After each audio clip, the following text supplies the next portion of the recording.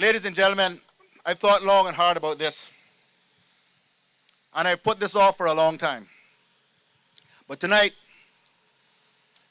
after I have seen the video that Kenneth Bryan has put around, where he promotes the speech that I made 4 years ago, endorsing him and telling the people to vote for him, and that I thought he would be a good representative. And he says, after he runs that, I was good then, I'm good now. It's just politics why Alden is not supporting me. Ladies and gentlemen, I knew Kenneth had a troubled past. I decided, and I convinced many people on my team then, some who were not too happy about it, that everybody deserves a second chance, even a third chance sometimes, because that's the way I am. How could I go out and tell employers they should hire somebody who has been convicted of a serious offense when I, as Premier, would not do that myself, or as leader of the party at that time?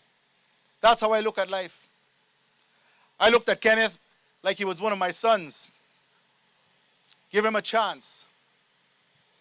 He ran the election. He didn't win. He had no job. He had a family, mortgage to pay. I took him on as my political assistant, because that's how I am. I ain't going to go into all of the problems that we had with that. But I'm going to tell you why, when he says he was good then, he's good now. I'll tell you what made all the difference with me. All of you would have been familiar by all of the news coverage of the fact that Kenneth was arrested for assaulting a police officer outside a nightclub. He was subsequently charged and subsequently convicted.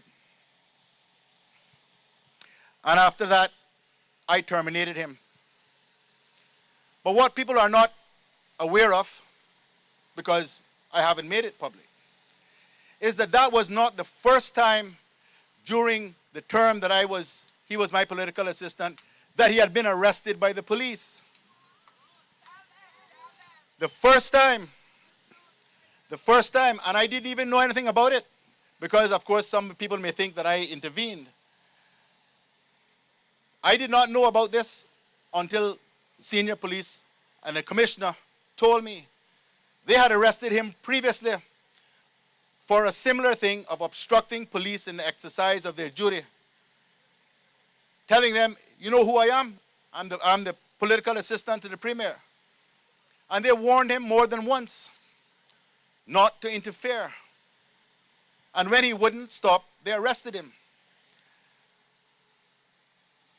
And they took him to the station.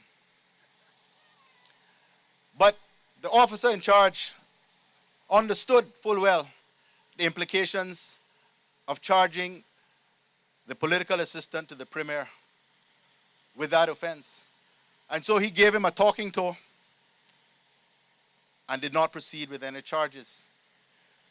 So when you hear what happened at Next Level, afterwards, the police had every right to be more than fed up with this individual who kept interfering with them doing their duties.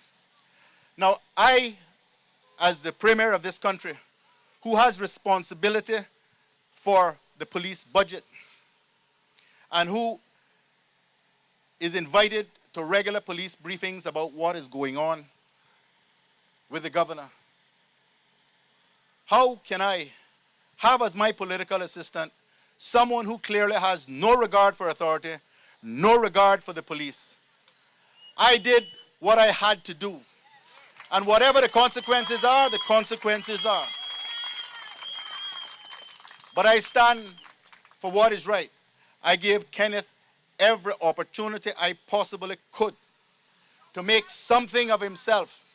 But I am telling you tonight, without fear of successful contradiction, Kenneth lacks the maturity, lacks the restraint that is required to be a good representative, and if he's elected, he is going to cause no end of problems. No end of problems. Aside from the fact that he claims to be better at finance than Minister Archer, but we will leave that alone.